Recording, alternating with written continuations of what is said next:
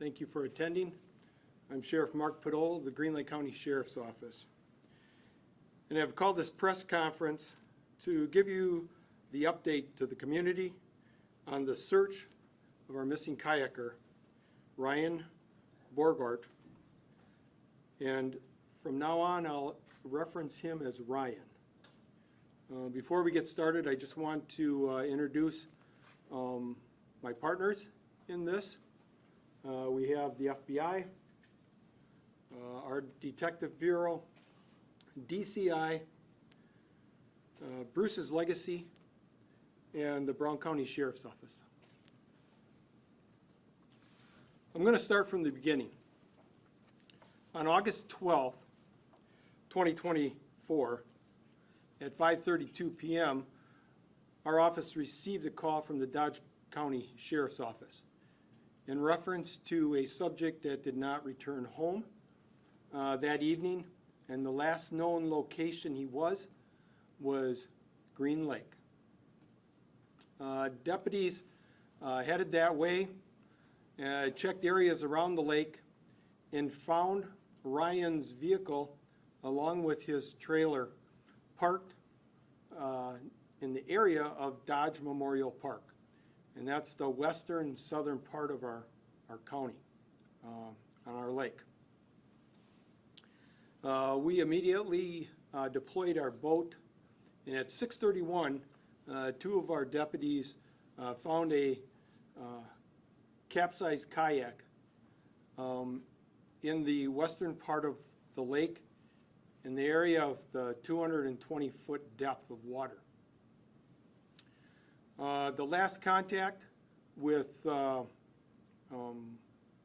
phone and with Ryan was around 10:45, and when we first got it was around 6 o'clock the next morning. I immediately called my partners through the DNR and requested boats. The reason why I called the DNR is because they got a rapid response, and working closely with them, I knew that they would give me the resources that I needed. My second call was to Bruce's Legacy. Bruce's Legacy has helped us in the past with drownings that we've had on our lake, and the reason why is because of the depth of our lake. Our lake is 238 feet, the largest inland lake in Wisconsin. We assembled around, it was around 8:30 that Monday morning to get our plan in place as to what we were going to do. As you can see in the screen behind me, shows the location of data guides that guided our search. There was a number of pings that we got from the phone that Ryan had contact with his wife, and that would have been Sunday evening. And the last one, where it shows you on there, it says last ping, that was one where he told her that he was going to be turning around and heading towards shore soon. We then got another ping around 11:50-ish, and that was just the last ping that we got on the phone. So we started to search that area extensively, our patrol boats, the DNRs, and we continued to do that. And at 1:15 p.m. that Monday, Bruce's Legacy arrived. Our plan was to put him into the deeper end with his sonar, and that he would search that. We use side sonar in the DNR boat, in our boat, to do the shallower part of the lake. We concluded that time, and our game plan was to start again on Tuesday, and that's what we did. At 6:30, we regrouped, and we started our search. The DNR, our search crew, along with Bruce's Legacy. At around 9:30-ish, there were some boaters out there, and one boat with two fishermen on were casting along the bottom of the lake, and they come up with a fishing rod. That fishing rod was taken as evidence, photographed, and was identified by the wife of the victim. So we continued to search, figuring that could have been a point of interest. And at 3:45 that same day, Tuesday, we found, someone called and said that they found a tackle box. The stuff inside that tackle box had a wallet and keys and a license belonging to Ryan. We continued to search that day, and we continued to search the rest of the week with our resources. We got into a couple weeks, and it was on August 24th when we decided that we were going to bring in 3 cadaver dogs, which we did, and also we brought in a dive team, 2 divers, very experienced and willing to assist us. As we did our duties that day, we started out with our dogs until 11 o'clock a.m. They got a couple hits. The divers went in. These divers have dove into Green Lake, and they dove in on the east end quite a few times and felt that there was not going to be any problem. The one thing that they didn't realize, and they found out Saturday night, was it was very murky on the west side. So they come up. They didn't come up with anything other than these 2 divers were dedicated to our department, and we're going to make sure that they were coming back the next day to do a different plan and dive. They came back that Sunday at 7 o'clock a.m. We had our plan in place. And the one thing that they made sure to me that they said, Sheriff, I can guarantee you when we come up, that body of water that we covered, he's not going to be there if we can't find him. They're guaranteed that they're going to cover that. So they did. They come up, and there was nothing we could find. So we continued our search throughout, and it continued through 54 days. I think it was 8 weeks. And during that time, it was unbelievable the amount of support that our community gave my department. It was unbelievable. From food to gift cards for Bruce's legacy to a thank you, and they were proud of us. They were proud that we were not giving up, and we were not. We continued, and on October 4th, which was a Friday, I met with Keith from Bruce's Legacy. And he said to me, he said, Sheriff, he says, I've done a lot of searches, and I can't find him. He said, we searched and we searched. And if you see that picture that's on the screen behind me, all the yellow is where Keith searched. That was every spot of that western water of our lake. With that being said, he also told me that, Sheriff, don't worry. I'm not giving up. He called the company and was asking for another piece of equipment, a top-notch sonar, and it was a new one, but it's going to be a couple weeks out. So October 7th, I got my crew together, my 3 detectives and my chief deputy and myself. We met and we talked, and we said we got to go a different direction. And they did. The direction we went was offline, and we found out that his name was run on August 13th. Wow, yeah, that was something we didn't expect. So, these people that I have up here today, these are my partners. You reach out to them when you need help. And they've been helping us ever since. We started with Customs, Homeland Security, FBI, Wisconsin Department of Criminal Investigations, and my staff. We made contacts. A digital forensic analyst of a laptop that we were given through the wife, searching that, the disappearance that we have found that he was in some place in Europe.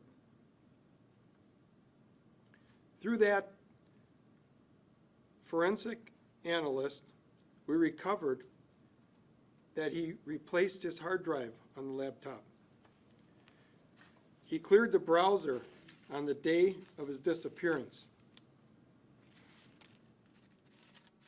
He sank the laptop into the cloud on August 11th. He took photos of his passports. We found out that he moved funds to a foreign bank, changing his email and communication with a woman in Uzbekistan. He took out a $375,000 life insurance policy in January, and he purchased airline cards. Due to these discoveries of the new evidence, we were sure that Ryan was not in our lake. The expertise of Keith Cormacan of Bruce's Legacy cannot be overstated. His dedication and persistence in searching efforts was unmarkable. And finally, his confidence that he could not find a body in the western part of our lake drew us in a direction that we were not looking. Keith is certainly the one and does the best thing in his craft. Our investigation has many steps to take. It's a puzzle that we're putting together. We got many pieces, but we got a lot more pieces to find. Our goals are to identify any crimes that have been committed by any individuals who assisted with this crime, investigations and the aspects of the crime with the assistance of our state and federal international partners. Pursue for expenses and searches funded by the taxpayers. We put in a lot of time, 54 days we put in. But Keith put in 28 of them days on that lake searching for Ryan. When he wasn't searching for him, he was looking over data. He was looking over data to figure out if he missed something. I'd like to express my sincere gratitude to all the entities that assisted. Our expert divers, our canine cadaver dogs, Norton's Dry Dock, Peerless Boat Rental, Bayview Motel, Green Lake Community. Our community supported us 110%. And the community that Ryan came from supported his family 110%. Bruce's Legacy. I'd like to thank the dedication of my sheriff's office. But most of all, I want to thank the family. I want to thank his wife. That is one strong lady. Whenever we called on her, she always responded, and she gave everything that she could for us. I cannot imagine what she's going through and they're going through. It's really hard because one, they felt that their dad was drowned. A day ago, they found out that he wasn't. There's one thing that I ask. I ask that the media, please, give the family space and time. It's important. If you want to do something, do that for them and do that for me.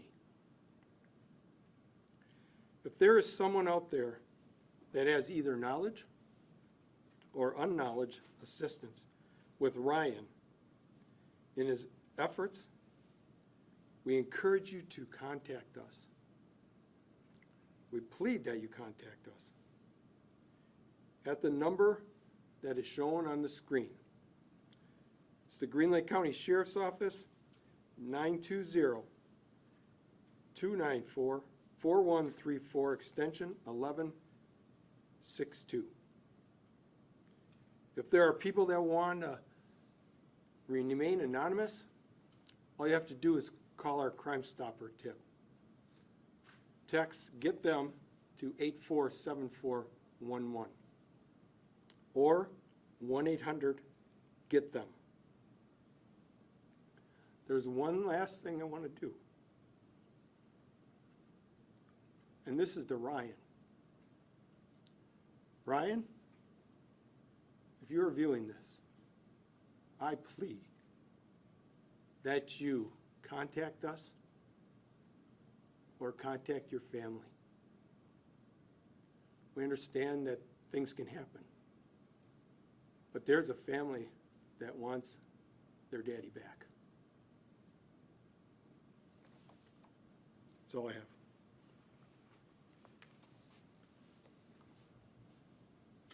Are you able to talk about what charges might be brought against him, or is it too early for that? It's too early.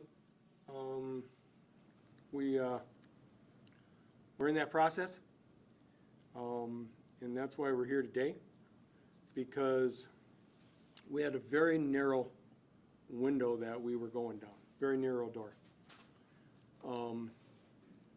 Not a lot of people knew what was happening, and we kept it pretty tight-lipped, because the most important thing was the family and were them kids.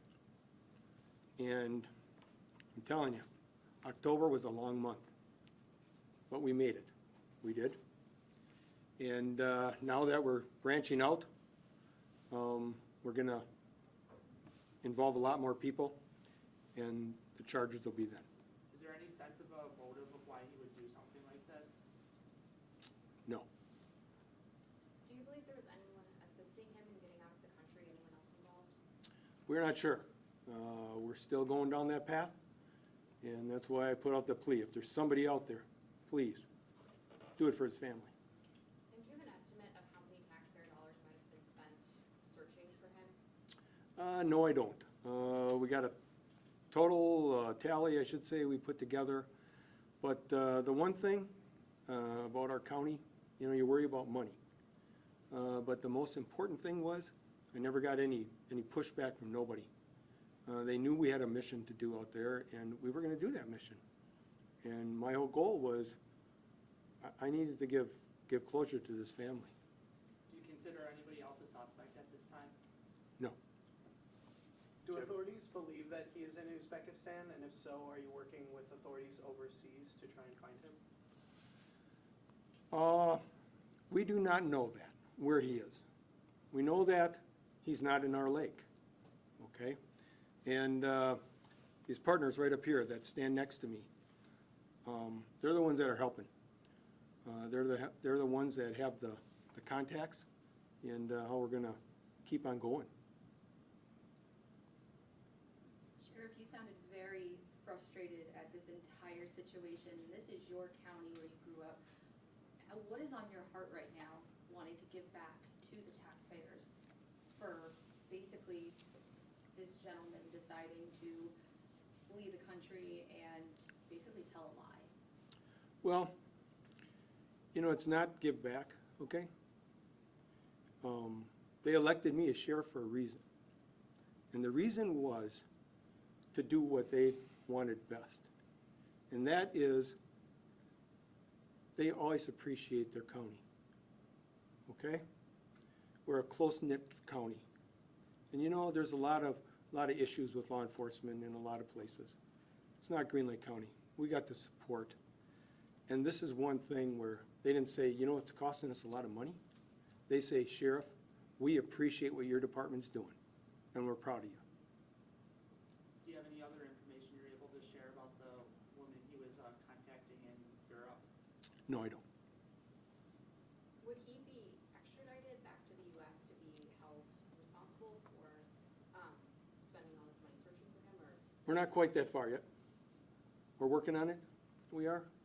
But that's our next steps. How is the family doing? The family is doing rather well. We met with them earlier today. Yeah, it was a big shocker to them, okay? Except the one person, and that was his wife, that I put a lot on her shoulders. I did. And, you know, it was hard because of her kids, and she couldn't tell them. And, you know, people come up to her and still say, hey, we're thinking about you. And that lady is very strong, very strong. There's no information pointing to any members of the family having any connection with Ryan doing what he did. No, there's not. How old were the children? High school age and grade school. Who ran his name? Our department did. Okay. On August 13th? No, October 7th. October 7th, okay. Yeah. And do you think that he actually did leave the country? Everything that we have found, we're in a good position that we know he left, and he's someplace out there. He is. All we want to make sure is he's safe. You know, there's a lot of things that could happen. But this continues to go on, and I can't do it by myself, and that's why I have the great partners that we can work with. And DCI is a very close partner, Department of Criminal Investigations. And where did you say Ryan was from? Watertown. So that the community has offered a lot of support. Can you elaborate a little bit more on what that support means? And Yeah, when we did our searching with our cadaver dogs and our divers, Norton's Dry Dock, they said, Sheriff, whatever you need for boats, we got them. And they furnished the operators, and that was 3 days. Because I forgot one that I called one of the divers back. Because I just, in my heart, I felt like we needed to search this one area. And that was one of the hot spots, and he came back and he did that for 3 hours. So we had that, we had a number of gift cards that were sent in, Bruce's Legacy. A lot of thank yous, and thank yous mean a lot. We had a lot of people that would drop off food to us and help us, our Lake Association. And we had a doings down in the southern part of our county, Kingston. They had a chicken barbecue, and it was on the Sunday that we were searching. And they knew we were searching, and they came up and they gave us 15 dinners. So we had something to eat, and that speaks volumes of, you know, our community. It does. Do you know when he left the country? We know that he was run August 13th, 2024. When you mean he was wrong, what does that mean? Somebody ran his passport. It was.